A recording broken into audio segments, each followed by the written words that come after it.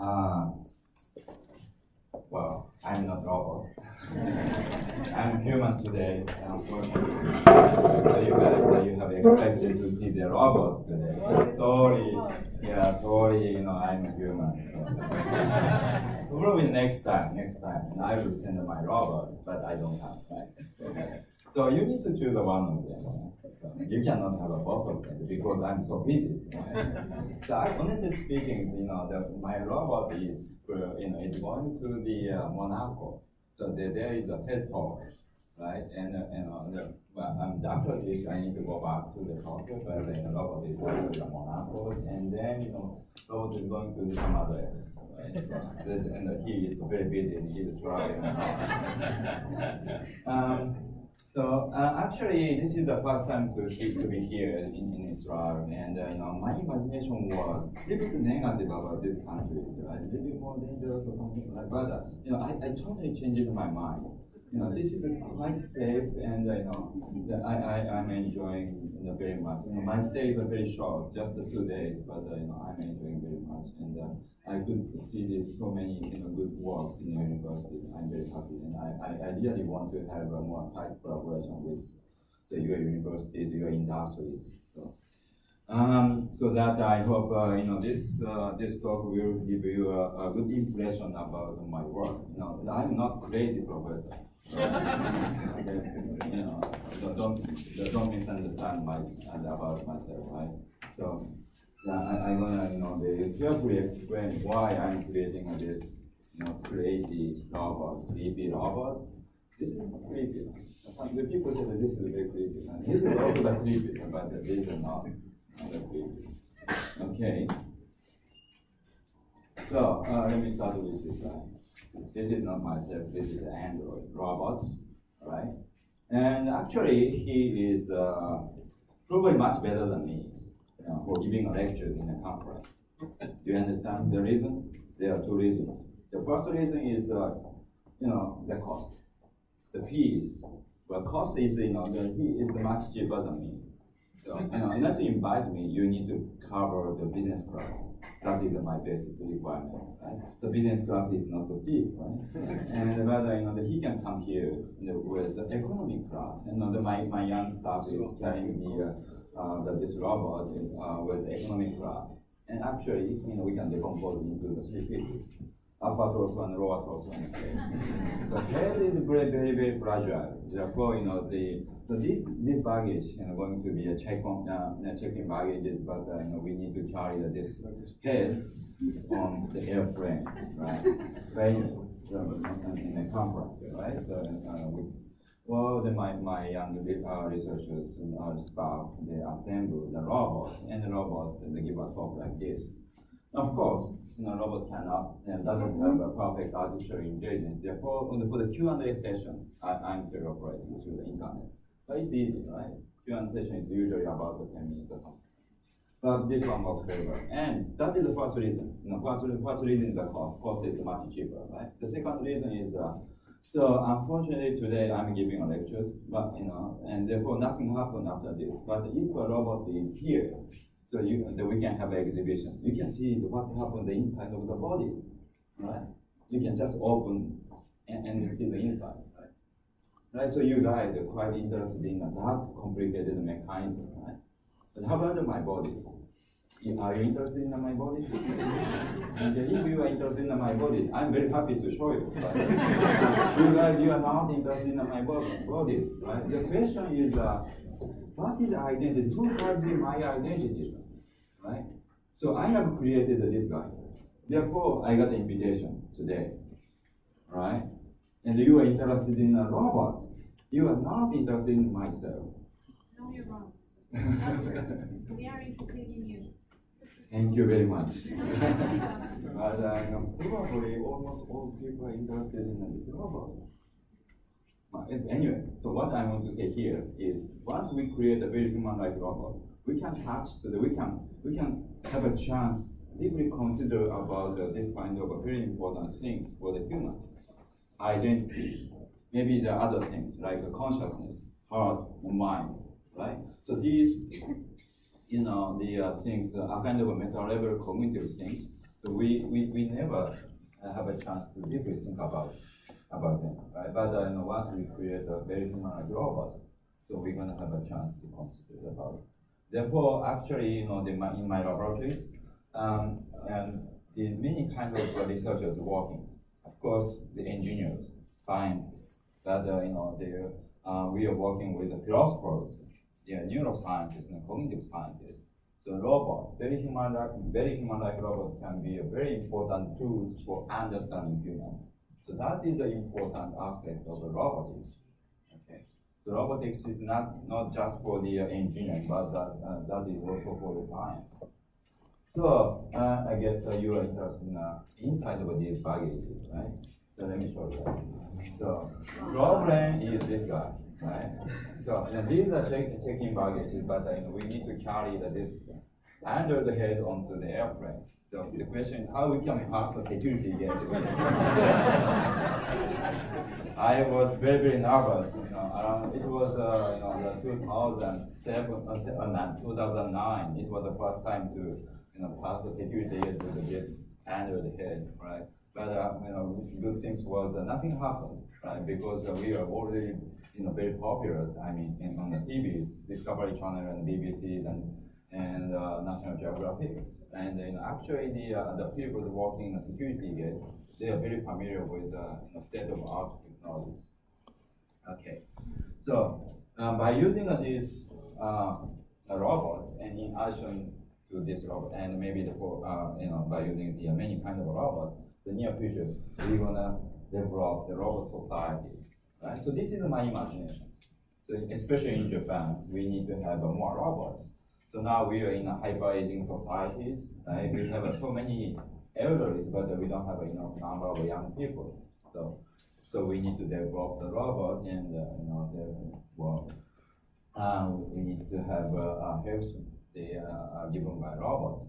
So maybe we use this kind of human-like robot in the department stores, and then we may use these robots in public places, right?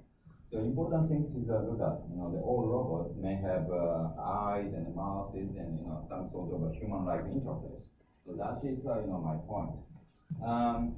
In order to develop that kind of a robot society, I have started my robot project in ATR, right? As the vice director of ATR explained, I have started my robot project in ATR with this very simple robot, and then I started my venture companies, and my venture companies building this robot and selling these robots. And in addition to that, we are building this very human-like robot, but this is not robot. Right? This is a robot, and this is robot, not robot. How about this? It's a robot. So anyway, so why do we use human-like robots, androids, humanoids? The reason is very simple, very simple reason. Human has a brain that recognizes humans. Our brain has a many functions to recognize human face and human voice, the human gestures. So they are innate functions. Okay. Therefore, the ideal interface for the humans are humans. Right? You understand this one, right? Therefore, everything is going to be human-like. Because, right, the ideal interface is a human, right? So human-like, the stuff is much easier, right, comparing with other devices like personal computers and smartphones, right? So young children, especially the young children and elderly, they are not so good for using the personal computers and smartphones, but they can easily talk with the robots, human-like robots. So that is the reason why we need to develop more human-like robots. Okay. And this was a kind of a promotion videos 5 years ago, but actually, we could realize that these robots already in Japan. So we are working with NTT. So NTT is the biggest telecom company in Japan, and they have a pretty good technology for voice recognition, speech synthesis, and chat. And we are integrating their technologies with our robot technologies, and we are now selling these blue robots. in electric stores. So actually, people can buy this robot. And so far, this robot used to buy companies. Companies are buying this robot and using the promoting their products or something, for example. So this, one of the very important application of the Japanese is English training. Japanese students, they are studying the English 11 years. So, but they are very bad for speaking to speak in English. They cannot speak. They are very shy, right? And they use it to speak to the human teachers. We did an experiment, which is better, robot teachers, human teachers. With the robot teachers, students never hesitate to talk, right? And the score is getting much better than the human teachers. Right now we are working with big English training companies, and they're very serious to release this kind of services in the near future. Okay, so we can consider the many applications with this interactive communicative human-like robots, and I think this is the most possible application. This is a restaurant, very popular restaurant in Japan. The name is Cocos. Cocos is actually probably the owner of this restaurant is running the big restaurant chain, biggest restaurant chain in Japan. It is called the Zensho Group. Zensho Group. They have more than 2,000 restaurants in Japan. Now. We are using the robot in a restaurant. Okay, actually, the robot can talk with the people, right? And the robot is helping to order some dishes. Always the robot recommending, what is good, what is what is today's recommendation or something. And especially for the family members. And the young children love to talk with these robots, right? And that is pretty good. And in Japan, we don't have enough number of young people, so it's quite difficult to hire the people, the people to work in a restaurant, right? So our solution is to use a robot. Another interesting application, the things was, so for the young children, they love to talk with robots. Right? But if we have a senior, little bit senior, maybe the high school student and maybe the university student, of course they are coming with parents. But everybody using a smartphone, they never talk. Right? So everybody using a smartphone and just eat something, right? But if if they have a robot gives them the chance to talk, right? So now we are crazy using these smartphones, and we are in an internet virtual world. And the robots, this kind of physical robot can bridge virtual world and physical world. Okay, so robot is going to be a new medium. So we can use a robot in many ways, in English teachers and maybe the public places, and robot can provide some sort of communicative services. And I'm very sure in the stations and maybe airports, maybe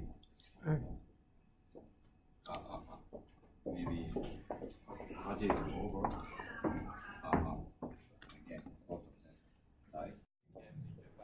But the Japanese, as I said, we are not so good for speaking in maybe the European languages, right? But in such case, we can use a robot. So it's easy for the robot to speak in many languages, but it's quite difficult for the people. People cannot speak in maybe 30 languages. It's impossible, but the robot can do that. And robot can sell a lot of clothes in the department store. I'm going to show you a very interesting video like this. And robot can be a conversation partners for the elderly. So in order to realize that robot society, in my laboratories in Osaka University and ATR, we are studying we are running the studies on the human-like robots. So, and that is the new types of robotics. It's probably, they're maybe different from the traditional robotics. So that is robotics for understanding humans. So, our goal is to to understand humans by creating a very human-like robot, right?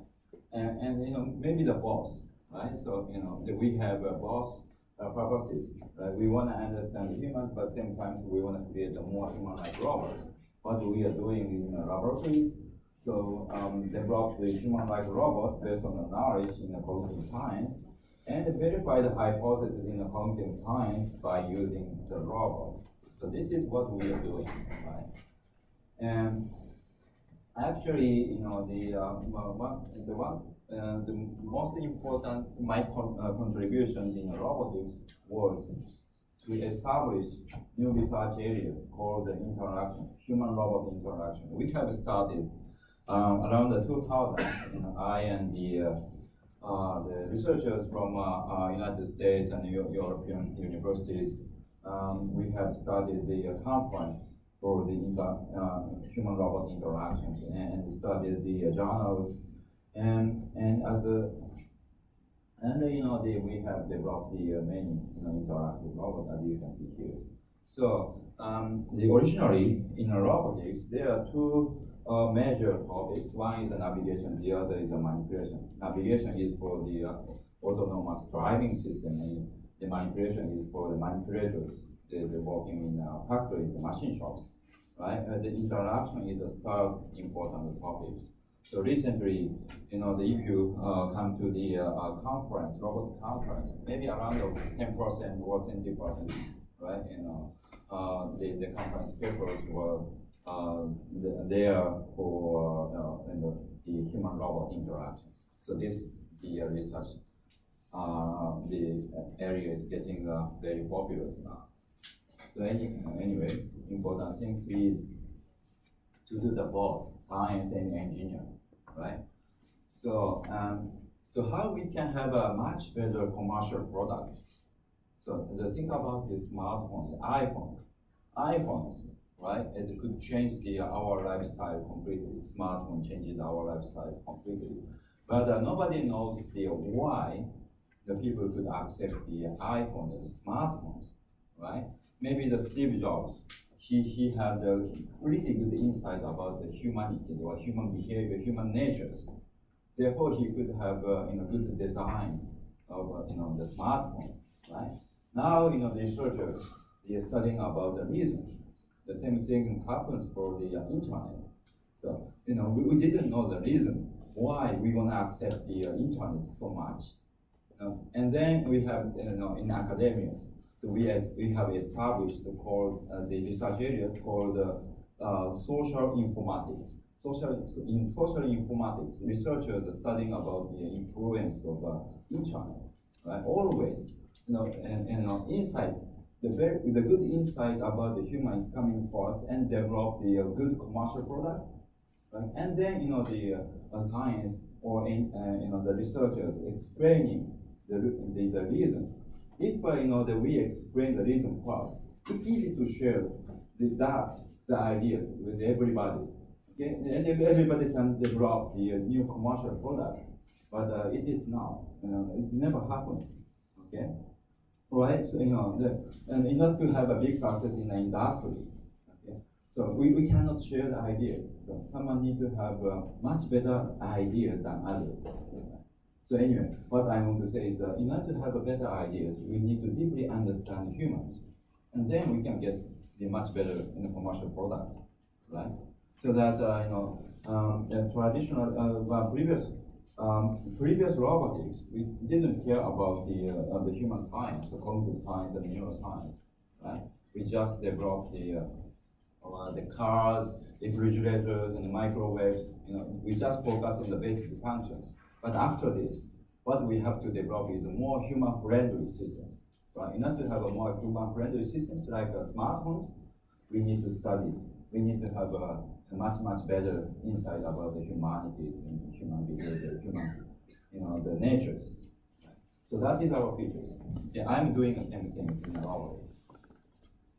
So let me go back to the robots, right? And once we study the robot, of course, we need to develop the many kinds of robots as a test bed. But that test bed, that robot, at the same time going to be a practical application. So let me talk about some sort of a practical application of this, the humanoid robot. Of course, if I have my copy, I can use my copy instead of me. Right? I can send this copy to the foreign countries, right? And this copy can teach them my classes in Japan, during my business trip, right? So this is very convenient. If you are so busy, I strongly recommend to make a copy. Right? And this is another, example. And he is a very famous comic storytellers in Japan. Rakugo players. Unfortunately, he passed away recently, a couple of years ago. Right? But the before he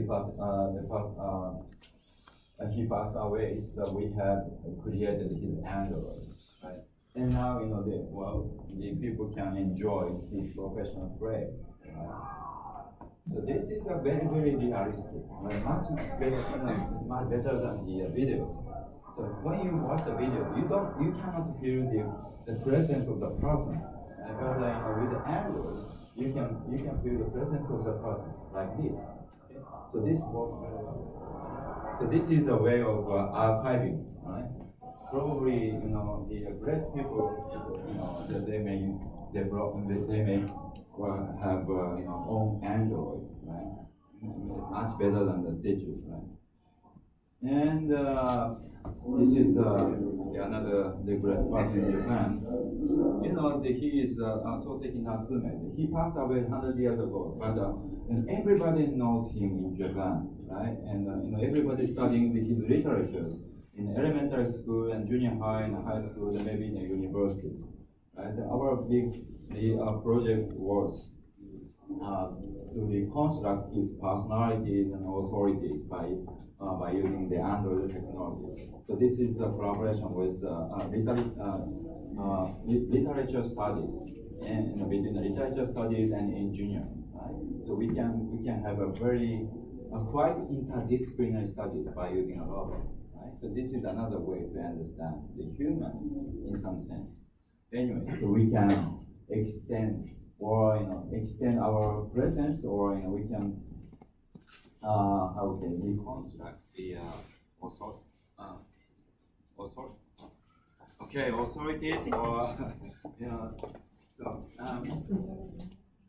so Android can present the human presence. Okay, so then we're gonna have the question again. What is the human presence? What human is? Okay. Well, so again, I want to say, once we created this human-like robot, of course, we can find some practical use of these androids, right? But at the same time, so we can touch to these very philosophical questions. Okay, move on to the next example. And so this is videos of the show window android. We have replaced the mannequin with the android, and we have carefully implemented the human emotional states to the android. And android can understand human facial expressions and gestures, and the android can take a kind of reaction, right? When the android could have eye contact with visitors, the android can give a smile to the visitors. So that is a very beautiful.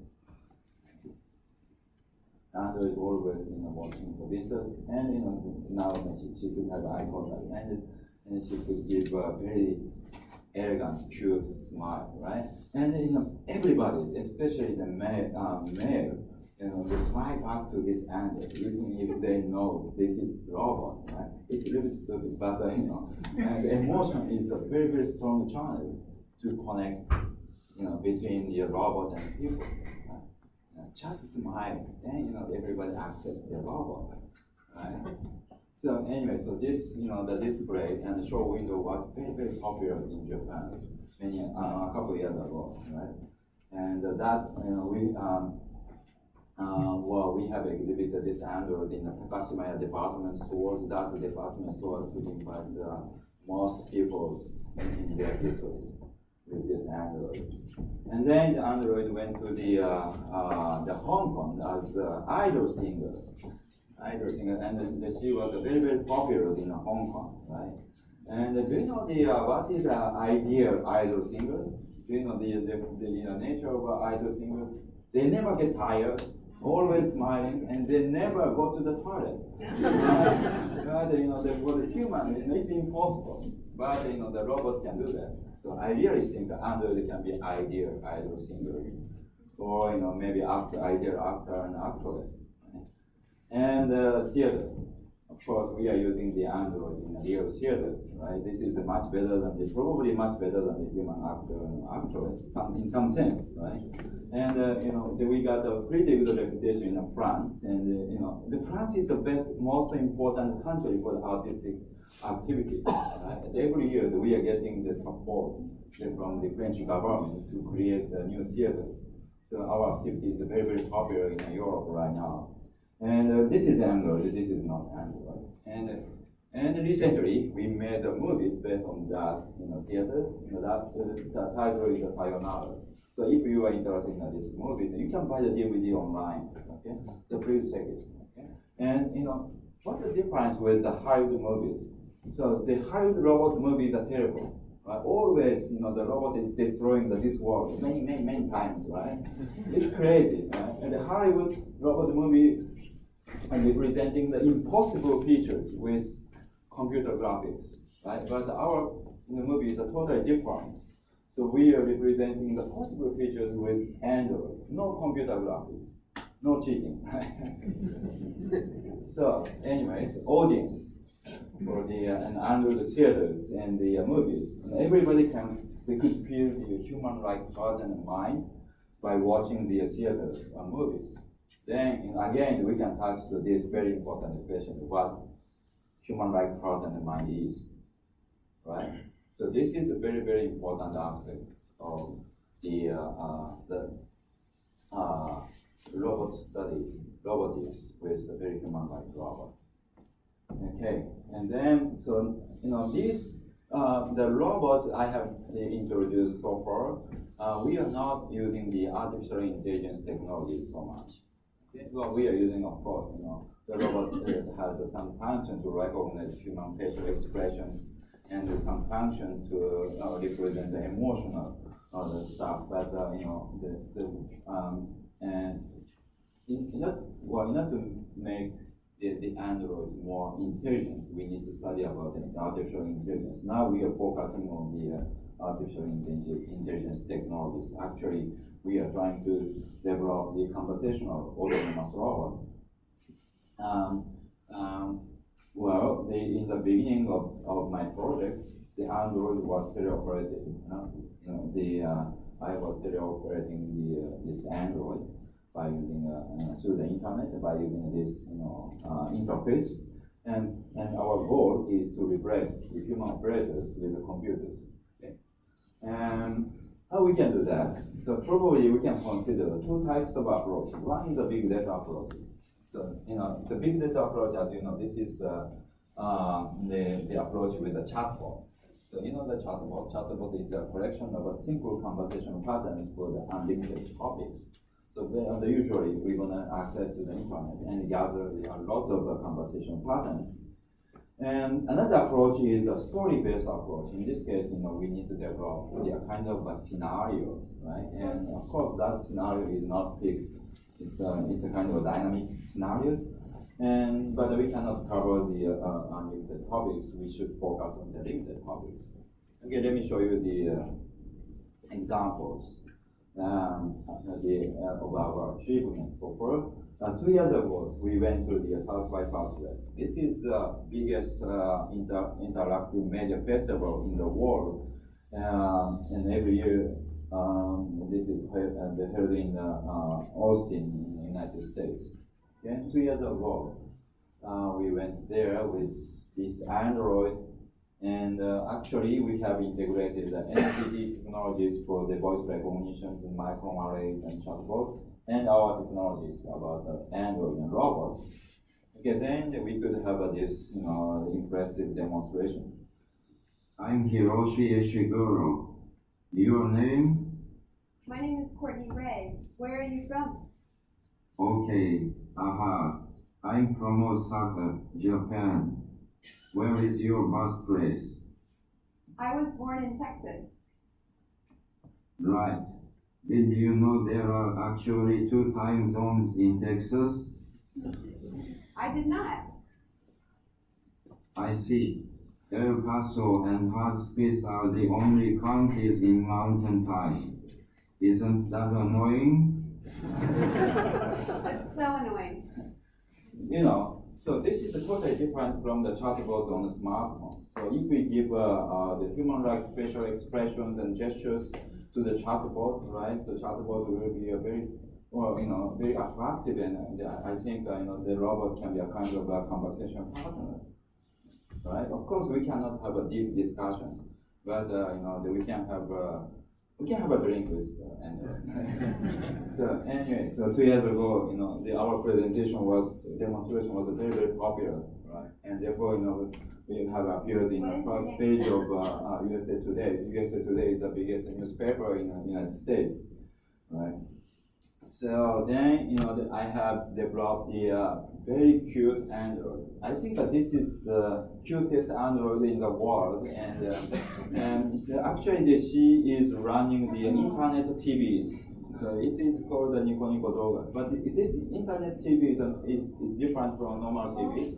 Actually, audience can send a text message to the Android, and Android is answering to the questions. So this is a message given by you know, the users, you know, the viewers, right? But you know, the important thing is Android can choose the proper easy questions and answer to that question. Okay.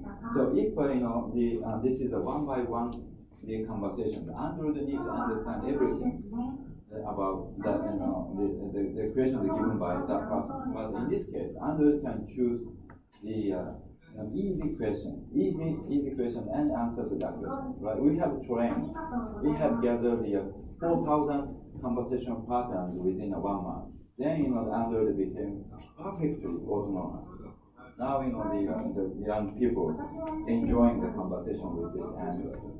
But, you know, the merit of Android is Android can work 24 hours, right? We can run the TV program for 24 hours, but a little bit it's boring, right? Therefore, you know, we have decided to make her sleep the midnight. And I have checked how many people are watching the sleeping Android. So actually, it was 4 o'clock in the morning. Actually, 30,000 people were watching. Now, you know, she became a real idol, right? She's very popular. Okay. Then this year, we went to the South by Southwest again with this robot. Right, so she's, you know, now, you know, the cute Android joining class, and this is, you know, funny in the robot, and he is from NTT, and he's a expert of a chatbot system, and myself, right? And what we have developed is a discussion system, okay? So, and these people are going to talk about sushi versus ramen. Ramen is a Japanese noodle. You know, the Japanese tasty noodle, which is better, right? We have developed a perfect database about the sushi versus ramen. A little bit stupid, right? But you know, it works very well, right? Do you want to have a discussion on which is the better Japanese meal, sushi versus ramen? Yes. Let's start discussion. Sushi is chosen over ramen. When going on a date, it is better to order sushi than ramen. Sushi offers more chances to talk. Does sushi offer more chances to talk? Sushi comes out dish by dish, so there is time in between dishes. You can talk when you aren't eating. I think sushi is healthy. Unhealthy ramen can lead to health risks. Well, I see. So, and actually, this is the database, the overview of the database. You know, there's each node, they represent the reasons, which is better, sushi versus ramen, right? So this is a kind of a perfect database, and robot can discuss more than 1 hour. Can you discuss the sushi versus ramen over more than 1 hour? It's impossible, right? So this is a kind of perfect database. And the human can ask questions anytime, but always, human question is corresponding to one of these the data, and then a robot can answer to that questions, right? So, if we have the perfect knowledge about that discussion, the robot can talk with people. And so this is was quite successful. And how about this? Are you ready? Okay, Yes. let's move on to next topic.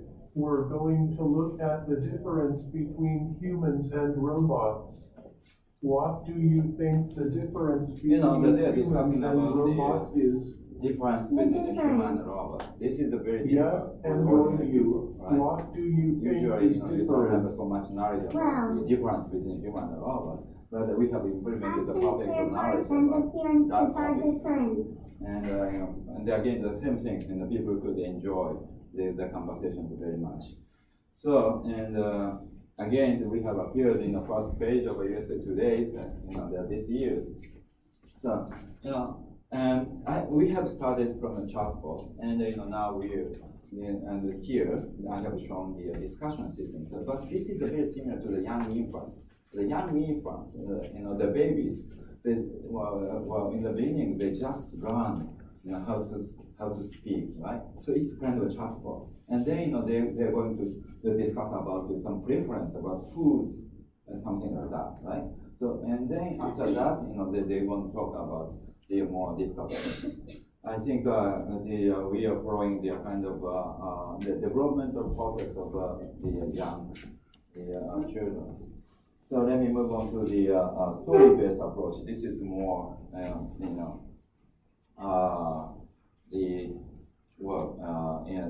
the intelligence system, I think. So now we are running a big project for developing that, and this project is the biggest project in Japan, the biggest scientific project. So my promise to the government, the grant is coming from the government. My promise to the government is to develop the robots that can have an intention and desire. So far, we just focus on their behaviors, right? As researchers, we didn't implement the intention desire to the robot. But our purpose is to develop the human-friendly robot. If a robot could understand our intention and desire, the robot can be more human-friendly. But how we can do that, right? So, I have an intention desire. Therefore, I understand your intention desire, right? Same thing happens for the robot. So, if we expect the robot understand our intention desire, the robot need to have an intention and desire, right? And we have developed this complicated, the huge systems consisting of many sensors and computers, and we also, developed the editors for this, the networks. Okay, and anyway, and this is one of the example of the computer program for the robots. And now this is Japanese version, right? And I'm going to show you the English version letters. Now this is the synthesized voice. This is not recorded voice. And this is the most, fastest, the very quick voice recognition system. I'm working with the best, the professor for the voice recognition in Japan. And his name is Kawahara from Kyoto University. And then she is a receptionist of my university, and she has two desires. One is she wanna talk with somebody, right? And she want to be well recognized. Okay, so she has just basic two desires. And once we implement the intention desires, and the robot try to satisfy the desires by using emotional expressions. Let me give you the example in English. Let's learn a little about each other. To start off, where are you from? I'm from Canada. Wow, Canada's quite far away. It's pretty cold there, eh? I'm from Japan, much like many other advanced androids and robots. There are so many great applications for these robots, whether it's helping the elderly, guiding tourists, or even for entertainment. It's all very exciting. Oh, sorry about that. I got a little carried away. So, Nick, what do you do for a living? I'm a student. Oh, you're a student? You know, robots could be quite helpful for students. We have the advantage of a perfect and vast memory of a computer, while also having the ability to be interactive and responsive like a human teacher. So, Nick, would you like having a robot like me as a teacher? No, I don't think so. I'd probably rather just have a normal teacher. Excuse me? Already explained why I would be better than a human teacher of self-learning. Are you sure you wouldn't want me as a teacher? Yeah, I'm pretty sure. Are you serious? I wonder if everyone from Canada is so narrow-minded about robots. I hope you don't have a narrow mind about the robot in this country, right? But this is just an example, right? We are still improving the more and more. So, so near future, we may use this kind of Android as a receptionist or some kind of a conversation partners, right? But anyway, so this is the most human-like robot in the world, I believe. So once we create these robots, actually we can find many fundamental issues and the fundamental kind of principle for the conversations. Okay, let me talk about some sort of fundamental issues of a conversational robot. So one is how to represent the feeling of the presence. The feeling of presence. This is a very important thing. And the other is what conversation is. This is the second topic. I'm gonna quickly explain what kind of important findings we could have by creating a very human-like robot. Right? So human-like robot is a test bed. So our purpose is to deeply understand some sort of a principle of a human-robot interaction. Okay. So first is feeling of presence. It is called in the sonzaikan in Japanese. And as I explained, I have started my project with this teleoperated Android, and I'm using this Android for giving lectures in my university. So how do we? And the question is, how do we recognize a robot or Android? Okay. So in order to recognize the Android, or robot, we have two ways. One is a recognition based on observation. So if we have a very human-like robot, usually we're gonna compare. We carefully check each modality. Modality means human-like face and the movement and the talks, right? So when we watch this very human-like robot, we're gonna check each modality carefully. And now you are checking my modalities, my movement, and the face and the voice, right? If my movement is quite jerky like this, it looks like moving crops or some the zombies, right? So that is uncanny valley, right? So if one of the modality is slightly different from the healthy person, healthy humans, right? So you may have a very strong negative feeling. So that is the recognition based on the observation. The another recognition is based on the imagination. Okay. Unfortunately, my Android was not good for everybody. Okay. Young children, they didn't like to talk to my robots, right? So usually, the adult male appearance is not so good for the young children. So my purpose is to develop the robot that can be accepted by everybody. Okay. Then I got this idea. I have replaced my appearance with this neutral appearance. So this looks like a human, but we cannot tell the age and the genders. This is quite neutral, right? But this works very well. Actually, this design can activate user's imagination. Okay, let me give you the example. She is a dementia. She cannot talk. She doesn't like to talk with humans, but she could talk with this neutral appearance robot. Okay, you understand what's happened here, right? And actually, she could use her own imagination. So think about the telephone call given by an unknown person. Always you have a positive imagination. You never have a negative imagination. Unknown telephone, the telephone call from unknown persons. Always you have some positive imagination. You may have an imagination about maybe the speaker is a beautiful woman, or smart guy or something. You want to have that kind of imagination. The same thing happened here. Okay, and no exceptions. Everybody can accept this. The creepy robot as the good conversation partner. Right? They totally change once you start to talk, you may totally change your ideas. You quickly accept the robots because you can use your positive imagination. Okay, and no difference among countries. We are running the same experiment in Denmark, the Germany's, and the Australia, and the many countries. No difference.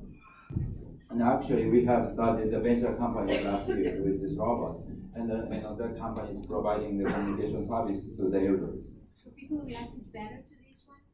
What? People reacted Yes, better to they are this much better.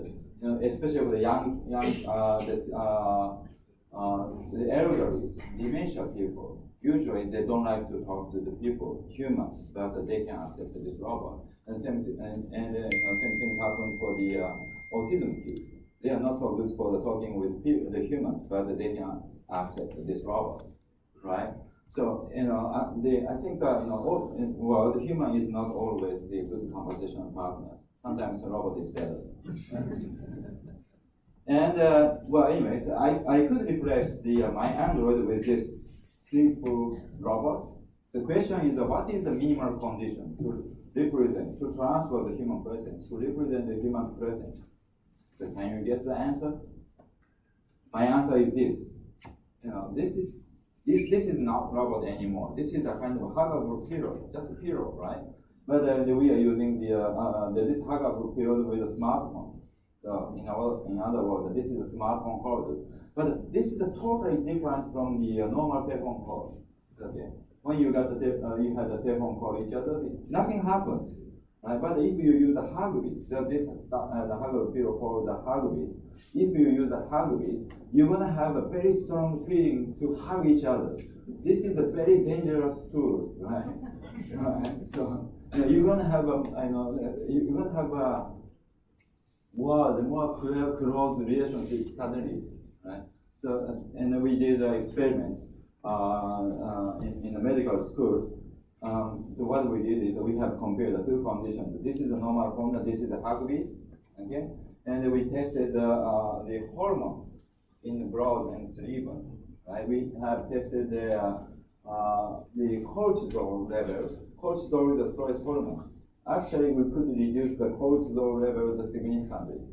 So this is a very, very clear result, right? So if you are interested in the studies, please access to our the scientific the papers, okay? And my answer is here. What is the minimal condition to represent the human presence? That is the representation with the two modalities. So Hugbeat's case is Hugbeat, and we are using the smartphones and huggable pillows. They are the voice and the tactile sensations. Of course, we can consider the different combinations. Two modalities. If we represent the human presence with the two modalities, we can encourage the user's imaginations, and they can have very strong presence of humans. Okay, so we can use these ideas for any kind of a commercial product. Actually, I'm working with automobile companies, some other companies. They want to have a more human-friendly cars, right? And they are using these ideas. So we can share these ideas. If we want to have a more better commercial product, So if you give some the human-like presence to your product, so you can use these ideas. Yeah. And actually, today I don't have enough time to deeply explain this, these studies, but that we can find some evidence from the neuroscience also. Okay, so how about this? One of the applications Hugby is for the kids in elementary school. So this is from the first grade of elementary school and in the kindergarten. Teachers and parents treating the children very carefully. But in elementary school, the children need to work with many other children. Therefore, they are a little bit nervous, right? And in the front of the teachers, these guys are concentrating on the teacher's talk, but these guys are not, right? They are not, hearing the teacher's voice. So the idea was to deliver the heartbeat, everybody's, and transmit the teacher's voice through the heartbeat. Then we can have this kind of scene. Right? Everybody, concentrating on the teacher's talk, right? So heartbeat works very well, right? So if you are running, well, if you are a teacher, or if you are running the companies, I strongly recommend to use heartbeat. So then everybody can concentrate on your talk, right? Okay, move on to the next topic. The deep understanding about the human natures by using the very human-like robot. So conversations. So let me start with this one. Hello. Hello. Hello. We are robots called Commune. What's your name? I'm Yui. I see. Let's get started. Is this the first time you're talking with a robot? Yes, this is my first time. Really? Are you nervous talking to a robot? Not really. We love to talk. How do you think? It's so much This fun. is good, right? This is a good conversation. But actually, this is a conversation without the voice recognition. Robots never recognize human voice. Did you understand? They don't recognize No, human voice? not at all. Right? So Just, how they respond? Okay. Let me explain, of course. Okay. So, well, what is a conversation? Conversation is not to recognize the voice. Conversation is to share the story, right? So if we have just one robot, the robot need to understand, need to recognize human utterance, okay? But if there are two robots, they can share the story first here. So this robot asks a question, what is your favorite food? So this robot answers, my favorite food is sushi, okay? And then this robot asks the same question to the person, and what is your favorite food? And this person says something, right? I like the ramen or something. Then this robot always says, I see. Understand? So so once there is a story here, right? Robot can ignore the utterance of a human. So this is a kind of minimal guarantees for the conversation. Usually, we cannot expect a perfect voice recognition, right? So we have a pretty good success rate for the voice recognition for the smartphone, but we are using a smartphone just front of the mouse, right? For the robot, we have some distance, and the recognition rate is going to be very, very bad, and maybe around the 60% or 70%, right? But if we have this kind of ideas, right? So the robot can continue to talk, right? So if a robot couldn't understand the human utterance, robot can talk with another robot, right? Then the robot can keep talking, they keep the conversation. So conversation is not to this is a very simple rule. But we have 5 rules, very clear rules to ignore the human utterance. So this idea works very well. We are submitting a patent now. Right? We have submitted the patent 2 years ago. And what conversation is? What is conversations? Robots do not need to recognize the voice, right? So this is the kind of deep understanding about the conversations. Okay, how about this? Actually, this Android was working in a department store, and she could sold a lot of clothes. She was much better than the human shopkeepers. Right. We had the competitions, and we check the how many clothes they can they could sell, and they could sell that. And then she was much better than human shopkeepers. Right? Can you guess the reason? The first reason is if the shopkeeper is a human, so especially the men, we hesitate to talk to the human shopkeeper. If we talk to the human shopkeeper, that means that we have an intention to buy something, right? But if the shopkeeper is Android, we never hesitate to talk, right? We can terminate the conversations anytime. This is a robot, Android, right? We don't have any pressure. And then we talk to the Android. Android say the many positive things. Oh, you look so cool, and the clothes are perfectly matching you. If a human shopkeeper say that so many positive things, and we won't have a doubt, right? We never trust the human shopkeeper, but we never have a doubt about the robot, right? So we just trust the robot. So we believe the robot never tell a lie. See, we never check the changes given by a human the vending machine, okay? But we want to check the changes given by a human shopkeeper, right? So we just trust the robot. So in addition to that, in this system, we are not using the voice recognition again. So the department store is very noisy. They are playing music, and so many people are chatting. So here we are using a touch panel conversational system. Touch panel means this is the computer, and the computer showing the possible questions, and the visitor is choosing the options, right? And then so if when the visitor chooses one of the questions, the computer reads the question. Computer is reading the questions, and then the Android answering to that questions. So this is enough for the realistic conversations. Okay. The important thing is not to pronounce, is to choose the options, or to make the decisions. Okay, then we can have a very realistic feeling of a conversation.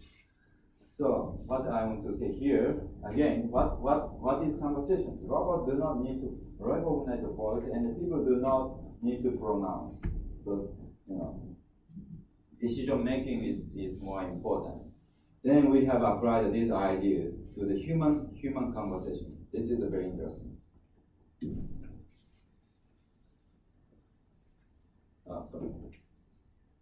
So we have applied this idea for these people's conversations, right? These guys are choosing the options, and they want to accept the stories provided by a computer, but as their own stories. They could have a very realistic feeling of a conversation. I just don't like your face. Why do you say such cruel things? I've always thought so for a long time. I think you are also ugly.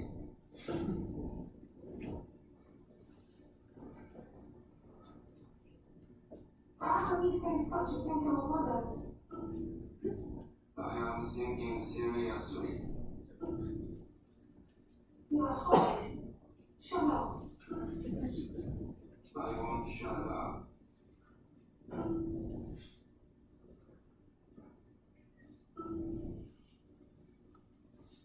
I am enjoying talking with you.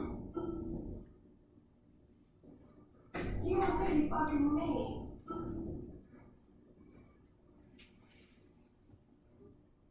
And yet, your face is really funny.